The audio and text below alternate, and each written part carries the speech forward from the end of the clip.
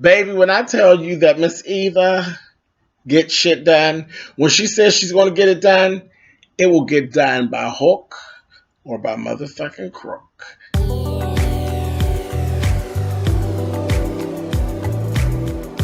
I'm like, come on through, Cookie. I'm going up on my soapbox. That's basically it. Let's talk about drag and all its forms.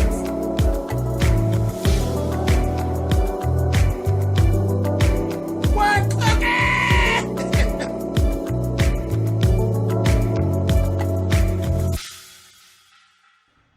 Hey guys, thanks for clicking on the video. This is Season 1, Episode 6 of The Quad. Like I said, Miss Eva, she gets things done, baby, by hook or by crook. Okay, so we start right up with, there's a meeting of the band directors. There's like all the band directors from the different schools that are going to be competing at the little throwdown. And they're actually laying bets and swapping lies and drinking and carrying on. And one of the conversations was old, little sidekick was asking, how did you all get rid of that woman president y'all had? And the guy told her she got rid of herself. She cut salaries, she raised tuition, and she eventually got rid of herself. So I'm sure I've seen him taking mental notes. Cecil was saying, there's the one guy, they two go back and forth. Cecil, he actually is the director for Southwest. And they went back and forth about who creates original music versus who plays old music or music that's already been composed and done. And later on, we actually got to see Cecil and see why Cecil is the best at what he does. Cecil likes intricate arrangements that everybody can't play well, and that's what he teaches. But Cecil is actually a master at writing as well, which I don't think the other guy knew. And we seen Cecil dig back in his archives and pull out a piece of music that him and his father had worked on back in 1965. And he finished that piece of music, and we got to see him. He was playing different instruments. He was writing it all down. It was really interesting to see, but we got to see Cecil at his best. He contacted his sister and told the sister, you know what, I'm going to leave some tickets for you. He went out of his way a couple of times during the program. I'm going to go leave some tickets. I want you to be there. This is something that stems all the way back to our childhood, how we used to put music together, and you were always the first one to hear it. I want you to be there, blah, blah, blah, blah, blah. He even went to her job, and she still was giving him a cold shoulder and saying how, he said, I'm sorry, I left you. I should have come back for you. We still haven't gotten the full of that story. I don't know if the father is actually sickly or was he abusive, but we haven't gotten the full story of that. All I know is at the end of it, when they got to the throwdown, to the homecoming, the sister showed up with the dad. And Cecil was mad about the dad being there. So we didn't get to the end of that. But anyway, okay, let's skip back. All right, so Eva has had a couple of, she was having different little sessions with a lawyer who was talking about what, for her divorce. Here, her husband wants $20,000 a month spousal support. Now, she's already gone with letting him have the house. But she's like, I'm going to give that bastard the $20,000 and no spousal support. I'm just not going to do it. So, that was that. And she was being very curt. And they were asking her about the affair. And she told me, I came every time. And she said, I'm sorry I didn't have the affair in the winter months because sex is better when it's cold out. And they're going to say, is that demeanor or weather? She said, both. She was just being smart. And then the husband came back with some mess about some threats on some investigation against her misappropriating funds. He was actually trying to link the misappropriation of funds, all this bullshit about the $150,000, said that it was a lie about the water bill, but she could prove all of that. So that didn't go anywhere. Just a mess. And he was just really getting dirty and playing dirty, and her lawyer was like, okay, Eva. And he was like, I'm not thinking about him. So They were in this one meeting, honey, and Eva went on and dropped the bomb, honey. She basically turned the questioning onto her husband. And basically, they were asking, when did you first fall in love? You know, was he still in love? He says, yes. Or when did you first fall in love? He says, freshman year. Him and her weren't together when they were in school. This was a girlfriend before Eva. He continued on telling the story. They made him. He had to. He was under oath. You know, he's a judge. He's telling the story of how literally he was in love with this other woman. And they were a freshman year. She got pregnant. They didn't have any money for an abortion. She didn't want to keep the baby. They tried to do it themselves. She hemorrhaged out. She died, and the baby died. He's still in love with this woman. And all through the marriage that he's had with Eva, Eva's always had to compete at the love that he has for this other woman. Even down to, he would call her, sometimes when they had sex, he called Eve about a woman's name. He bought her earrings one time and told her to wear them every day. And they weren't really earrings that he bought. They belonged to the other woman. So he has beat her down mentally and been in love with this dead woman all this time. And then she had some infidelity and you're asking her for $20,000 a month. Seriously? Like I said, that Miss Eva, honey, she's powerful. She gets what she wants, and she knows how to get it, honey. She turned that shit right back around on him, honey, and blew up right in his face.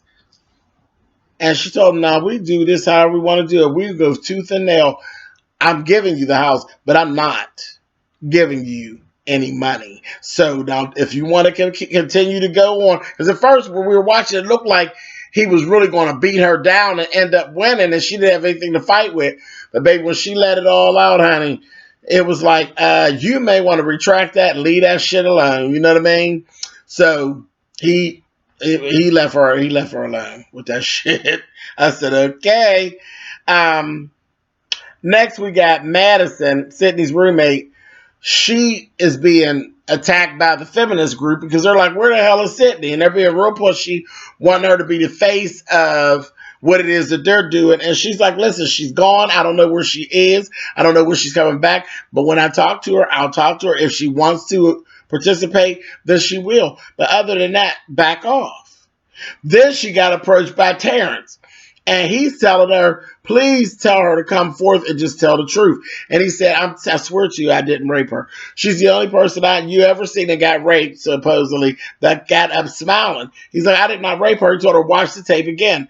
We see Madison watch the tape again. And then Madison's kind of conflicted and on the fence about whether or not she was raped. But she calls Sidney and sends her a message, a FaceTime message, and tells her, I'm your friend. No matter what happened, how it went down, I'm still your friend. And call me when you get, when you feel like it. Cecil had a little meeting with the sidekick in there as well. He's with his bullshit about trying to get rid of Eva. And Cecil, Cecil got a lot of other shit going on. He's sick, he got cancer and all that. He had told him basically, you're petty. And you're always dealing in something petty. When you're done being petty, come back and see me. And he let him know. He was like, really, I'm petty now? Okay. Real nice. I don't know what bug you got up your ass, but I've been petty all along, and I've always been petty and doing your dirty work as well. So you let me know when you get done with whatever that is you going through. I said, a mess, a hot mess. All those little relationships are messy as hell. Let's see what else happened. Oh, the coach came to see Eva. And he was telling her basically that they needed to go have this dinner because she's really still pissed with him. Remember, she wanted to get rid of Terrence. Like I said, she said she wanted to get rid of Terrence. They told her that she could. She said, oh, I will. So the TV folks have actually approached him, the coach, and there's a deal that's like $10 million over a 3-year period. But they have to have a sit down with Eva. And first, she was like, my schedule's booked. I don't have time to be fooling with you. And he was like, told her about the money. She said, I'll make some arrangements to move some things around. They go on to the dinner. They meet up with the television promoter. Television promoter didn't care for Eva. He gave her very much. He said, you didn't even go to an HBCU. You know, he was giving her all that shady shit. And she's like, well, whatever. This, that, thing, and the other. So the next time you see them together, you see them sit down, and he has the contract and all that there for her to sign. And he tells her, she says, well, I thought that meeting was a bust. I didn't think you cared for me. He said, I do business like white folks. I don't have to like you to get in business with you. I said, oh, okay. So he gives her the pen and the paper, and she says, we'll have our legal people look it over, and then we'll get back in touch with you within the week, and pushes his pen back to him. And then he throws out at the coach, well, you know, you have Terrence, whatever his name is, and he's your lead quarterback. And he's been in the news a lot, and our company's not going to get in bed with you all as long as he's on the team. That's just not going to happen. And he's like, so you telling me I have to get rid of him to even get this contract to go through? He said, you said it, I didn't. So the coach is sitting there like, damn. So of course, you know, they're in a position, and Eva's sitting over there looking a little smug, but then she says, well, like I said, we'll get back in touch with you within the week and let you know what we plan to do. And she went on, and the coach's face was like, the fuck? And he looked at Eva, and baby, I sat over here and started screaming. That whole thing was a motherfucking setup. Bitch, it ain't what you know. It's who the fuck you know. Eva put that shit all together her motherfucking self. Eva worked that motherfucking deal and worked the coach's nerves at the same time and fucking got rid of Terrence like the fuck she said she was. And I'm willing to bet money when I said, Eva, you bad bitch. I love her. I love her, and I love the way she worked. She could work just as dirty as their ass. I said, girl, get on down, honey. I screamed.